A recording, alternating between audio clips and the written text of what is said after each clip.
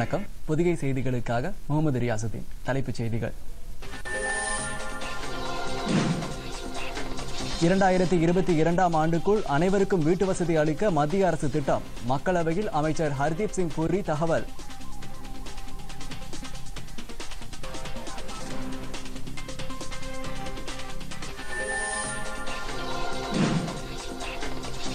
CBI விசாரணைக்கு ஆஜராகுமாறு கொல்கத்தா காவல்துறை ஆணையருக்கு உச்சநீதிமன்றம் உத்தரவு.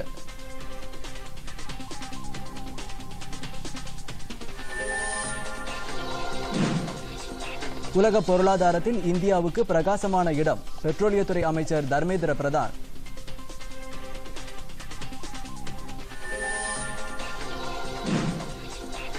தனியாருக்கு புறம்போக்கு நிலத்தை ஒதுக்கியது பற்றி ஆய்வு செய்ய வேண்டும். தமிழக அரசுக்கு சென்னை உயர்நீதிமன்றம் உத்தரவு.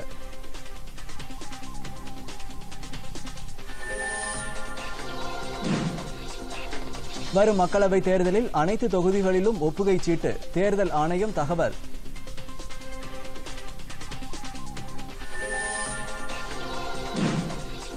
இந்தியா நியூசிலாந்து அணிகளுக்கு இடையிலான முதலாவது 20 ஓவர் கிரிக்கெட் போட்டி நாளை வெலிங்டனில் நடைபெறுகிறது. இனி விரிவான செய்திகள். 2022ஆம் ஆண்டுக்குள் அனைவருக்கும் வீட்டு வசதி என்னும் பிரதமர் நரேந்திர மோடியின் கனவை நனவாக்குவதை நோக்கமாக கொண்டு மத்திய அரசு செயல்பட்டு வருவதாக வீட்டு வசதி மற்றும் நகர்ப்புற மேம்பாட்டுத்துறை அமைச்சர் ஹர்தீப் சிங் பூரி கூறியுள்ளார். மக்களவையில் எழுத்து மூலம் அளித்த பதிலில் கடன் சார்ந்த மானிய திட்டத்தின் கீழ் இதுவரை 3,70,000க்கும் மேற்பட்டோருக்கு 8,300 கோடி ரூபாய் மானியம் வழங்கப்பட்டுள்ளதாக தெரிவித்தார். பொருளாதாரத்தில் நலிவடைந்த பிரிவினர், குறைந்த வருவாய் பிரிவினர் ஆகியோருக்காக 2015ஆம் ஆண்டு தொடங்கப்பட்ட இந்த திட்டம் நடுத்தர வருவாய் பிரிவினருக்கும் விரிவுபடுத்தப்பட்டுள்ளதாக அமைச்சர் கூறினார். முன்னதாக மேற்கு வங்கத்தில் சிபிஐ தவறாக பயன்படுத்தப்பட்டதாக குற்றம் சாட்டி திரிணாமுல் காங்கிரஸ், எஸ்பி, காங்கிரஸ் உள்ளிட்ட எதிர்க்கட்சியினர் பிரச்சினை எழுப்பியதால் மாநிலங்களவையில் அமளி ஏற்பட்டது. எதிர்க்கட்சி உறுப்பினர்கள் அவையின் மையப்பகுதிக்கு வந்து முழக்கமிட்டதால் அவையில் கூச்சல் குழப்பம் நிலவியது. இதனால் முதலில் பிற்பகல் 2 மணி வரையிலும் பின்னர் நாள் முழுமைக்கும் மாநிலங்களவை ஒத்திவைக்கப்பட்டது. மொனாக்கோ நாட்டின் பட்டத்து இளவரசர் 2ஆம் ஆல்பர்ட் அரசுமுறை பயணமாக இந்தியா வந்துள்ளார். குடியரசுத் தலைவர் மாளிகையில் குடியரசுத் தலைவர் ராம்நாத் கோவிந்த், பிரதமர் நரேந்திர மோடி ஆகியோருடன் மொனாக்கோ இளவரசர் பேச்சுக்கள் நடத்தினார். அவரை கௌரவித்து குடியரசுத் தலைவர் விருந்தளித்தார். பின்னர் குடியரசுத் தலைவரும் இளவரசரும் கூட்டாக செய்தியாளர்களிடம் பேசினர். இந்தியாவும் மொனாக்கோவும் இருதரப்பு உறவுகளில் சிறப்பாக செயல்பட்டு வருகின்றன என்று குடியரசுத் தலைவர் ராம்நாத் கோவிந்த் கூறினார். எனினும் இரு நாடுகளும் புதுப்பிக்கத்தக்க எரிசக்தி, பருவநிலை மாற்றம் ஆகிய விஷயங்களில் முன்னுரிமை அம்சங்களை கண்டறிந்து செயல்பட வேண்டும் என்று அவர் கேட்டுக்கொண்டார். இதன் மூலம் பரஸ்பர நன்மைகள் ஏற்படும் என்றும் குடியரசுத் தலைவர் கூறினார். இருதரப்பு உறவுகளை மேலும் உயர்நிலைக்கு எடுத்துச் செல்ல இளவரசரின் பயணம் உதவியுள்ளது என்று அவர் குறிப்பிட்டார். இரு தலைவர்களும் நடத்திய பேச்சுவார்த்தையில் இந்தியாவுக்கு ராஜ்ய ரீதியில் வருகை தருவோருக்கு விசா விலக்கு அளிப்பதற்கு ஒப்புக்கொள்ளப்பட்டது. இதற்கான உடன்படிக்கையை இருதரப்பும் இறுதி செய்வது என்றும் ஒப்புக்கொள்ளப்பட்டது. இதனைத் தொடர்ந்து வெளியுறவு அமைச்சர் சுஷ்மா சுவராஜ் மொனாக்கோ இளவரசரை சந்தித்து பேசினார். இளவரசருடன் ஏராளமான வர்த்தக பிரதிநிதிகளும் வந்துள்ளனர்.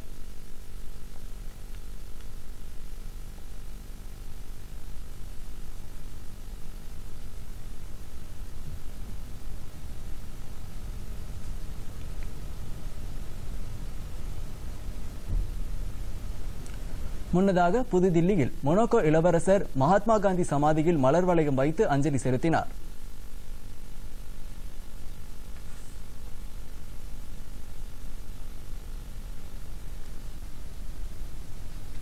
நிதி நிறுவன மோசடி வழக்கு தொடர்பாக கொல்கத்தா நகர காவல்துறை ஆணையர் ராஜீவ்குமார் சிபிஐ விசாரணைக்கு ஆஜராக வேண்டும் என்று உச்சநீதிமன்றம் உத்தரவிட்டுள்ளது. ராஜீவ்குமாரை விசாரணைக்கு ஆஜராகுமாறு உத்தரவிடக் கோரி சிபிஐ தாக்கல் செய்த மனுவை விசாரித்த உச்சநீதிமன்றம் மேகாலயா மாநிலம் ஷில்லாங்கில் சிபிஐ முன்பு அவர் ஆஜராகி விசாரணைக்கு முழுமையாக ஒத்துழைக்க வேண்டும் என்று உத்தரவிட்டுள்ளது. ராஜீவ்குமாரை சிபிஐ கைது செய்யக்கூடாது என்றும் வாக்குமூலம் அளிக்குமாறு கட்டாயப்படுத்தக்கூடாது என்றும் நீதிமன்றம் அறிவுறுத்தியுள்ளது. சிபிஐ தாக்கல் செய்த நீதிமன்ற அவமதிப்பு வழக்கில் மேற்கு வங்க அரசு தலைமைச் செயலாளர், காவல்துறை தலைமை இயக்குநர், கொல்கத்தா காவல் ஆணையாளர் ஆகியோருக்கு நோட்டீஸ் அனுப்புமாறும் உச்சநீதிமன்றம் உத்தரவிட்டுள்ளது. சிபிஐயின் மனுவுக்கு வரும் 18ஆம் தேதிக்குள் பதில் மனுக்களை இவர்கள் தாக்கல் செய்ய வேண்டும் என்பது நீதிமன்றத்தின் உத்தரவாகும். இதனிடையே கொல்கத்தா உயர்நீதிமன்றத்தில் நகர காவல்துறை ஆணையாளர் ராஜீவ்குமார் குறித்த வழக்கு விசாரணை இம்மாதம் 7ஆம் தேதிக்கு ஒத்திவைக்கப்பட்டுள்ளது. இந்த விஷயம் குறித்து உச்சநீதிமன்றத்தில் விசாரணை நடைபெற்று வருவதால் வழக்கு ஒத்திவைக்கப்படுவதாக கொல்கத்தா உயர்நீதிமன்றம் அறிவித்தது. இதற்கிடையே இந்த விவகாரத்தில் மத்திய அரசை கண்டித்து கடந்த 3 நாட்களாக நடத்தி வந்த தர்ணா போராட்டத்தை மேற்கு வங்க முதலமைச்சர் மம்தா பானர்ஜி கைவிட்டுள்ளார். கொல்கத்தா காவல்துறை ஆணையரை கைது செய்யக்கூடாது என்று உச்சநீதிமன்றம் உத்தரவிட்டுள்ளது ஜனநாயகத்திற்கு கிடைத்த வெற்றி என்று கூறியுள்ள அவர் போராட்டத்தை கைவிடுவதாக அறிவித்தார். கொல்கத்தா காவல்துறை ஆணையரை சிபிஐ விசாரணைக்கு ஆஜராக வேண்டும் என்று உச்சநீதிமன்றம் பிறப்பித்த உத்தரவு சிபிஐக்கு கிடைத்துள்ள தார்மீக வெற்றி என்று மத்திய சட்டத்துறை அமைச்சர் ரவிசங்கர் பிரசாத் கூறியிருக்கிறார். உச்சநீதிமன்ற உத்தரவு பற்றி நாடாளுமன்றத்திற்கு வெளியே செய்தியாளர்களிடம் கருத்து தெரிவித்த அவர் நிதி நிறுவன மோசடி குறித்த விவகாரத்தில் நியாயமான புலன் விசாரணை நடத்தப்பட வேண்டும் என்றும் கூறினார். சிபிஐ விசாரணைக்கு ஒத்துழைப்பு அளிக்க கடந்த 3 ஆண்டுகளாக கொல்கத்தா காவல்துறை ஆணையர் ராஜீவ்குமார் தவிர்ப்பது ஏன் என்று கேள்வி எழுப்பிய அமைச்சர் அரசியல் சக்திகள் அவரை பாதுகாக்க முயற்சிப்பதற்கு என்ன காரணம் என்பதை அறிய விரும்புவதாக தெரிவித்தார். இதற்கு முன்பு இந்த மோசடி விவகாரத்தில் திரிணாமுல் காங்கிரஸ் கட்சியைச் சேர்ந்த நாடாளுமன்ற உறுப்பினர்கள் உட்பட பலர் கைது செய்யப்பட்ட போது மௌனமாக இருந்த மேற்குவங்க முதலமைச்சர் மம்தா பானர்ஜி காவல்துறை ஆணையரை பாதுகாக்க தர்ணா செய்வது ஏன் என்றும் அவர் கேள்வி எழுப்பினார். முறைகேடுகள் குறித்து ராஜீவ்குமாருக்கு பல விஷயங்கள் தெரியும் என்பதையே இது காட்டுவதாக ரவிசங்கர் பிரசாத் தெரிவித்தார். உலக பொருளாதாரத்தில் இந்தியா அண்மை காலமாக மிகச் சிறப்பான பிரகாசமான இடத்தை பிடித்துள்ளதாக மத்திய பெட்ரோலியத்துறை அமைச்சர் தர்மேந்திர பிரதான் கூறியிருக்கிறார். புதுதில்லியில் ஆசியா திரவ எரிவாயு உச்சி மாநாட்டை தொடக்கி வைத்து பேசிய அவர் வலுவான பொருளாதாரம் மற்றும் அதற்கு உறுதுணையான சுற்றுச்சூழல் கொள்கை ஆகியவற்றின் காரணமாக முழுமையான உயர் பொருளாதார வளர்ச்சி பெறும் நாடாக இந்தியா உருவெடுத்து வருகிறது என்று குறிப்பிட்டார். 2022ஆம் ஆண்டுக்குள் பிரதமரின் வீட்டு வசதி திட்டத்தின் கீழ் மின் இணைப்பு, சமையல் எரிவாயு, குடிநீர், கழிப்பறை ஆகிய வசதிகளுடன் கூடிய கட்டுப்படியான விலையில் அனைவருக்கும் வீடு வழங்குவதை அரசு நோக்கமாக கொண்டுள்ளது என்று அவர் கூறினார். பிரதமரின் உஜ்வாலா திட்டத்தின் கீழ் 5 கோடி என்ற இலக்கை தாண்டி 6 கோடி ஏழை குடும்பங்களுக்கு இலவச எரிவாயு இணைப்பு வழங்கப்பட்டிருப்பதாக அமைச்சர் தெரிவித்தார். அடுத்த நிதியாண்டுக்குள் இது 8 கோடியாக அதிகரிக்கும் என்று அவர் தெரிவித்தார். நாட்டின் மொத்த மக்கள் தொகையில் 90% பேருக்கு தற்போது எரிவாயு இணைப்பு கிடைத்திருப்பதாக கூறிய அமைச்சர் கடந்த 2014ஆம் ஆண்டு இது வெறும் 55% இருந்தது என்று தெரிவித்தார். ஏழை குடும்பங்களைச் சேர்ந்த பெண்கள் புகையால் அவதிப்பட்ட நிலை மாறி இந்த திட்டத்தால் பயனடைந்திருப்பதாக தர்மேந்திர பிரதான் கூறினார். உலகிலேயே மிக அதிகமாக திரவ எரிவாயு இறக்குமதி செய்வதில் 2வது நாடாக இந்தியா உள்ளது என்று அவர் கூறினார். வரும் ஆண்டுகளில் பாதுகாப்பு துறையை நவீனமயமாக்க மிகப்பெரிய ஆதாரங்களை பயன்படுத்த மத்திய அரசு திட்டமிட்டுள்ளதாக மத்திய பாதுகாப்புத்துறை இணை அமைச்சர் சுபாஷ் பாம்ரே கூறியிருக்கிறார். புனேயில் நடைபெற்ற பாதுகாப்புத்துறை சார்ந்த உள்நாட்டு உற்பத்தி குறித்த கருத்தரங்கில் பேசிய அவர் பாதுகாப்பு துறையில் தொழில் நிறுவனங்கள் பெருமளவில் முதலீடு செய்ய வேண்டும் என்று வலியுறுத்தினார். இந்த துறையில் முதலீடு செய்யும் நிறுவனங்களுக்கு மிகப்பெரிய லாபம் கிடைக்க வாய்ப்புள்ளதாக அவர் தெரிவித்தார். போர்க்களத்தில் நவீன தொழில்நுட்ப மேம்பாடு முக்கிய பங்கு வகிக்கும் என்று தெரிவித்த அவர் தொழில்நுட்ப மேம்பாடு அபரிமித வளர்ச்சியை பெற்றிருப்பதாக கூறினார். இறக்குமதி செய்வதற்கு ஆகும் செலவு உள்நாட்டில் அதை தயாரிப்பதன் மூலம் வெகுவாக குறையும் என்று அவர் குறிப்பிட்டார். தற்போதைய நிலையில் ராணுவத்திற்கு தேவையான பல்வேறு தடவாளங்கள் இறக்குமதி செய்யப்படுவதாகவும் இந்த நிலையை மாற்ற நடவடிக்கை எடுக்கப்பட்டு வருவதாகவும் அமைச்சர் கூறினார். பாதுகாப்புத்துறைக்கு என்ன தேவை என்பதை தெளிவாக கண்டறிந்து அதனை பூர்த்தி செய்ய நடவடிக்கைகள் எடுப்பதே தற்போதைய தேவை என சுபாஷ் பாம்ரே தெரிவித்தார். உயிரிழந்தவர்களின் அடையாளத்தை கண்டுபிடிக்க ஆதார் பயோமெட்ரிக் தகவல்களை பயன்படுத்த தொழில்நுட்ப ரீதியில் சாத்தியமில்லை என்று தனித்துவ அடையாள ஆணையம் கூறியுள்ளது. தில்லி உயர்நீதிமன்றத்தில் ஒரு வழக்கு தொடர்பாக பதில் மனு தாக்கல் செய்துள்ள தனித்துவ அடையாள ஆணையம் இறந்தவர்களின் உடலுடன் ஆதார் அடையாளங்களை ஒப்பிட்டு பார்ப்பது ஆதார் சட்டத்திற்கு முரணானது என்று கூறியுள்ளது. சட்டத்திற்கு மாறாக வேறு எந்த நோக்கத்திற்காகவும் ஆதார் அடையாளங்களை பயன்படுத்தக்கூடாது என உச்சநீதிமன்றம் ஏற்கனவே உத்தரவு பிறப்பித்துள்ளதை தனித்துவ அடையாள ஆணையம் சுட்டிக்காட்டியுள்ளது. தனியார் கல்வி நிறுவனங்களுக்கு அரசு புறம்போக்கு நிலம் ஒதுக்கீடு செய்யப்பட்டதை மறு ஆய்வு செய்ய வேண்டும் என்று தமிழக அரசுக்கு சென்னை உயர்நீதிமன்றம் உத்தரவிட்டுள்ளது. வேலூரில் உள்ள தனியார் நிகர்நிலை பல்கலைக்கழகத்திற்கு புறம்போக்கு நிலத்தை வழங்க தமிழக அரசு மறுத்ததை எதிர்த்து அந்த பல்கலைக்கழக நிர்வாகத்தின் சார்பில் சென்னை உயர்நீதிமன்றத்தில் மனு தாக்கல் செய்யப்பட்டது. இந்த மனு நீதிபதி SM சுப்பிரமணியத்தின் முன்பு விசாரணைக்கு வந்தது. அப்போது தமிழக அரசின் சார்பில் ஆஜரான வழக்கறிஞர் தனியார் பல்கலைக்கழகம் கோரிய அந்த பகுதியில் விளையாட்டு மைதானம் அமைக்க மாநில விளையாட்டு மேம்பாட்டு ஆணையத்திற்கு நிலம் ஒதுக்கப்பட்டுள்ளதாக தெரிவிக்கப்பட்டது. இதை ஏற்றுக்கொண்ட நீதிபதி பொது பயன்பாட்டுக்குத்தான் அரசு நிலம் ஒதுக்கியிருப்பதாகவும் அதில் எந்த விதிமீறல்களும் இல்லை என்று கூறி வழக்கை தள்ளுபடி செய்தார். லாபமீட்டும் தனியார் நிறுவனங்களுக்கு அரசு புறம்போக்கு நிலத்தை ஒதுக்கீடு செய்வது ஏழை மக்களுக்கான நலத்திட்டங்களை பாதிக்க செய்யும் என்று நீதிபதி கருத்து தெரிவித்தார். எனவே நிலத்தை ஒதுக்குமாறு தனியார் நிறுவனங்கள் உரிமையாக கோர முடியாது என்றும் அவர் தெரிவித்தார். மேலும் மாநிலம் முழுவதும் அரசு புறம்போக்கு நில ஒதுக்கீட்டை மறு ஆய்வு செய்ய வேண்டும் எனவும் அந்த ஒதுக்கீட்டில் ஏதேனும் முறைகேடுகள் கண்டறியப்பட்டால் அதை ரத்து செய்து பொது பயன்பாட்டிற்கு பயன்படுத்த வேண்டும் எனவும் நீதிபதி உத்தரவிட்டார். இது தொடர்பாக அனைத்து மாவட்ட ஆட்சியர்களுக்கும் சுற்றறிக்கை அனுப்ப உத்தரவிட்ட நீதிபதி அடுத்த மாதம் 4ஆம் தேதிக்குள் இது தொடர்பான அறிக்கையை அரசு தாக்கல் செய்ய வேண்டும் என்று ஆணையிட்டார். வரும் மக்களவைத் தேர்தலில் அனைத்து வாக்குச்சாவடிகளிலும் மின்னணு வாக்குப்பதிவு இயந்திரங்களுடன் ஒப்புகை சீட்டு இயந்திரங்களும் பயன்படுத்தப்படும் என்று இந்திய தேர்தல் ஆணையம் சென்னை உயர்நீதிமன்றத்தில் உறுதியளித்துள்ளது. இந்த கோரிக்கைக்காக வழக்கறிஞர் ஒருவர் சென்னை உயர்நீதிமன்றத்தில் தாக்கல் செய்த பொது நல வழக்கை விசாரித்த நீதிபதிகள் மணிக்குமார், சுப்பிரமணியம் பிரசாத் ஆகியோரை கொண்ட அமர்வு முன்பு இன்று விசாரணைக்கு வந்தது. மனுதாரர் தரப்பில் ஆஜரான வழக்கறிஞர் மின்னணு இயந்திரங்களில் 1% அளவுக்கு தவறு நடக்க சாத்தியம் இருப்பதாகவும் இந்நிலையில் 1 முதல் 10 வாக்குகள் வித்தியாசத்தில் வெற்றி பெறும் வேட்பாளர்கள் அறிவிக்கப்படும் போது ஒப்புகை சீட்டு இயந்திரத்தை சரிபார்ப்பது அவசியப்படுகிறது என்றும் குறிப்பிட்டார். தேர்தல் ஆணையம் தரப்பில் ஆஜரான வழக்கறிஞர் ஒப்புகை சீட்டு நடைமுறையை படிப்படியாக மேற்கொள்ளவே உச்சநீதிமன்றம் 2013 உத்தரவிட்டது என்றும் எனினும் 2019 நடக்கவுள்ள மக்களவைத் தேர்தலில் இந்த இயந்திரத்தை 100% பயன்படுத்த அனைத்து கட்சி கூட்டத்தில் தேர்தல் ஆணையம் முடிவு செய்தது என்றும் கூறினார். அதன் அடிப்படையில் வரும் மக்களவைத் தேர்தலில் அனைத்து தொகுதிகளிலும் ஒப்புகை சீட்டு வழங்கும் இயந்திரங்கள் நிறுவப்படும் என்றும் இது குறித்து அனைத்து தேர்தல் அதிகாரிகளுக்கும் அறிவுறுத்தல் வழங்கப்பட்டுள்ளதாகவும் அவர் தெரிவித்தார். குறித்த காலத்தில் குற்றப்பத்திரிகை தாக்கல் செய்யாத 7324 காவல்துறை அதிகாரிகளுக்கு எதிராக ஏன் ஒழுங்கு நடவடிக்கை எடுக்கக்கூடாது என்பது தொடர்பாக சம்பந்தப்பட்டவர்களுக்கு விளக்கம் கேட்டு நோட்டீஸ் அனுப்பப்பட்டுள்ளதாக தமிழக காவல்துறை தலைமை இயக்குநர் சென்னை உயர்நீதிமன்றத்தில் தெரிவித்துள்ளார். குற்ற வழக்கு ஒன்றை விசாரித்த உயர்நீதிமன்ற நீதிபதி MV முரளிதரன் குற்றப்பத்திரிகை தாக்கல் செய்யப்படாததால் முடித்து வைக்கப்பட்ட வழக்குகளின் எண்ணிக்கை குறித்த விவரத்தை தாக்கல் செய்ய உயர்நீதிமன்ற பதிவுத்துறைக்கு உத்தரவிட்டிருந்தார். பதிவுத்துறை சமர்ப்பித்த அறிக்கையில் 2009 முதல் 2014 வரை குறித்த காலத்திற்குள் குற்றப்பத்திரிகை தாக்கல் செய்யாததால் தமிழகத்தில் 2,14,000 வழக்குகள் முடித்து வைக்கப்பட்டதாக தெரிவிக்கப்பட்டது. இதற்கு கடும் கண்டனம் தெரிவித்த நீதிபதிகள் இந்த விஷயம் பற்றிய விரிவான அறிக்கை தாக்கல் செய்ய தமிழக உள்துறை செயலாளர் மற்றும் காவல்துறை தலைமை இயக்குநருக்கு உத்தரவிட்டார்.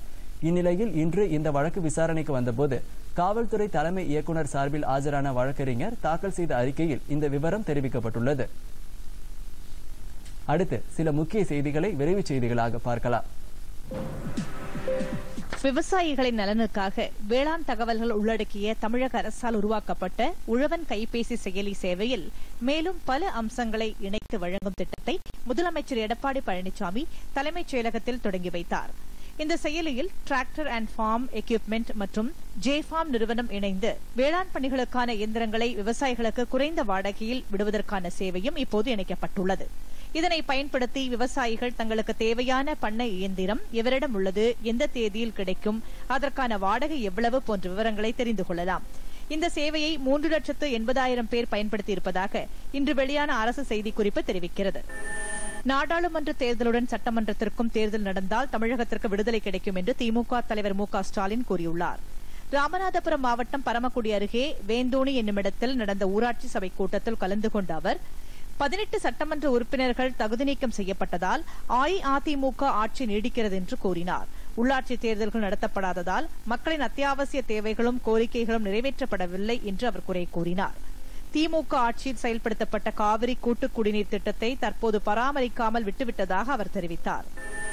பிஜேபியுடன் ஏற்கனவே கூட்டணியில் இருந்த கட்சிகளுடன் புதிய கட்சிகளும் இணையக்கூடும் என்று அக்கட்சியின் மாநில தலைவர் தமிழிசை சவுந்தரராஜன் கூறியுள்ளார். சென்னை டி நகரில் உள்ள கட்சியின் தலைமை அலுவலகத்தில் மக்களை சந்தித்து குறைகளை கேட்டறிந்த அவர் கூட்டணி குறித்த பேச்சுவார்த்தை நடைபெற்று வருவதாகவும் விரைவில் கூட்டணி பற்றி அதிகாரப்பூர்வமாக அறிவிக்கப்படும் என்றும் கூறினார்.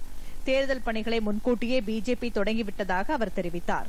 பிஜேபி அரசின் திட்டத்தின் மூலம் பலனடைந்தவர்களை ஒன்று சேர்க்கும் வகையில் தாமரை தீபம் என்னும் திட்டம் வரும் 26ஆம் தேதி நடைபெறவுள்ளதாக அவர் கூறினார்.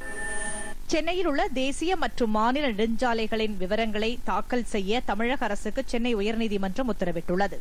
எம்ஜிஆர் நூற்றாண்டு நினைவு வளைவு குறித்த ஒரு வழக்கு விசாரணையின் போது மறைந்த தலைவர்கள் பெயரில் நினைவு வளைவுகள் கட்டுவது வளர்ச்சித் திட்டமா என கேள்வி எழுப்பிய நீதிபதிகள் மாநகரத்தின் எந்த மாஸ்டர் பிளானின் கீழ் இந்த நினைவு வளைவு அமைக்கப்பட்டது என்று கேட்டனர். பின்னர் இந்த வழக்கின் விசாரணையை நாளைக்கு நீதிபதிகள் தள்ளி வைத்தனர். நாடாளுமன்ற தேர்தலில் எந்த கட்சியுடன் கூட்டணி வைப்பது என்பது குறித்து பாமக இன்னும் முடிவு செய்யவில்லை என்று நாடாளுமன்ற உறுப்பினர் அன்புமணி ராமதாஸ் தெரிவித்துள்ளார். இன்று தருமபுரியில் செய்தியாளர்களிடம் பேசிய அவர், பாமக கூட்டணி அமைப்பது தொடர்பாக முக்கிய பொறுப்பாளர்களுடன் ஆலோசனை செய்து வருவதாக கூறினார். மேலும் தருமபுரி மாவட்ட மக்களின் 78 ஆண்டுகால கனவான மொரப்பூர் தருமபுரி ரயில் பாதை அமைக்க சுமார் 359 கோடி ரூபாய் ஒதுக்கப்பட்டுள்ளதாக மத்திய ரயில்வே அமைச்சர் பியூஷ் கோயல் கடிதம் அனுப்பியுள்ளார். இது இந்த மாவட்ட மக்களின் நீண்ட நாள் கோரிக்கை நிறைவேறியுள்ளதாக தெரிவித்தார். சம வாய்ப்பு பிரச்சினைகளும் சவால்களும் என்ற தலைப்பிலான 2 நாள் பயிலரங்கின் தொடக்க விழா பெரியார் பல்கலைக்கழகத்தில் நடைபெற்றது. துணைவேந்தர் குழந்தைவேல் தலைமையில் நடைபெற்ற விழாவில் உச்சநீதிமன்ற முன்னாள் தலைமை நீதிபதி KG பாலகிருஷ்ணன் சிறப்புரையாற்றினார். அப்போது அவர் சம வாய்ப்புக்காக போராடிய போராளிகளில் தந்தை பெரியார் முதன்மையானவர் என்றும் சம வாய்ப்பு என்பது அனைவரும் அதிகாரங்களை பகிர்ந்து கொள்வதாகும் என்றும் கூறினார். அடிப்படை உரிமைகளுக்கு குரல் எழுப்புவது போலவே அதை பாதுகாத்துக் கொள்ள வேண்டுமெனில் நாம் வாக்களிப்பது போன்ற ஜனநாயக கடமைகளை நிறைவேற்ற வேண்டும் என்றும் அவர் கேட்டுக் கொண்டார். தமிழகத்தில் உள்ள அரசு மற்றும் தனியார் முதியோர் இல்லங்கள் மற்றும் காப்பகங்களில் சமூக நலத்துறை செயலாளர் மற்றும் மாவட்ட ஆட்சியர்கள் ஆய்வு செய்து விரிவான அறிக்கை தாக்கல் செய்ய சென்னை உயர்நீதிமன்றம் உத்தரவிட்டது. கோவையில் தனியார் முதியோர் இல்லத்தில் அடிப்படை வசதிகள் இல்லை என்று கூறி தாக்கல் செய்யப்பட்ட மனுவை விசாரித்த உயர்நீதிமன்றம் விரிவான அறிக்கையை அடுத்த மாதம் 19ஆம் தேதி தாக்கல் செய்ய வேண்டும் என்று கூறி அன்றைய தேதிக்கு விசாரணையை ஒத்திவைத்தனர். நீலகிரி மாவட்டம் கூடலூர் அருகே பாட்டவயல் என்ற கிராமத்தில் திறந்திருந்த வீட்டிற்குள் புகுந்த சிறுத்தை புலி அங்கிருந்த கட்டிலின் கீழ் பதுங்கியபடி உருமிக் கொண்டிருந்தது. உருமல் சத்தத்தை கேட்ட அக்கம்பக்கத்தினர் இதுகுறித்து காவல்துறை மற்றும் வனத்துறைக்கு தகவல் அளித்தனர். அதன் பேரில் அங்கு வந்த வனத்துறையினர் 6 மணி நேர போராட்டத்திற்கு பிறகு கூண்டு வைத்து சிறுத்தை புலியை பிடித்தனர். இந்த சிறுத்தை முதுமலை புலிகள் காப்பக பகுதியிலிருந்து வந்திருக்கக்கூடும் என்றும் மீண்டும் அங்கேயே விடப்படும் என்றும் வனத்துறையினர் தெரிவித்தனர். தமிழ்நாடு காங்கிரஸ் கமிட்டியின் தலைவராக புதிதாக நியமிக்கப்பட்டுள்ள KS அழகிரி வரும் 8ஆம் தேதி பொறுப்பேற்கிறார்.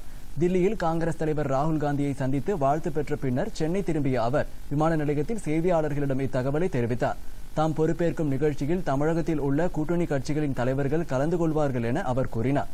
தமிழகத்தில் காங்கிரஸ் கட்சியை வலுவானதாக மாற்றுவதே தற்போதைய குறிக்கோள் என அவர் தெரிவித்தார். அடுத்து வருவது உலக செய்திகள்.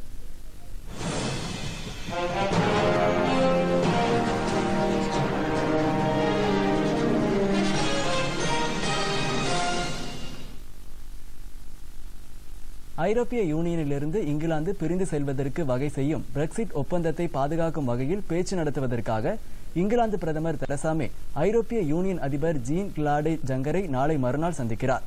பிரசல்ஸில் நடைபெறவுள்ள இந்த பேச்சுவார்த்தையில் ஒப்பந்தத்தை எவ்வாறு செயல்படுத்துவது என்பது குறித்து தீர்வு காணப்படும் என எதிர்பார்க்கப்படுகிறது. அடுத்த மாதம் 29ஆம் தேதி ஐரோப்பிய யூனியனிலிருந்து இங்கிலாந்து முறைப்படி விலகுவதாக தொடர்பாக கடந்த ஆண்டு கையெழுத்தான ஒப்பந்தத்தை இங்கிலாந்து நாடாளுமன்றம் நிராகரித்ததை அடுத்து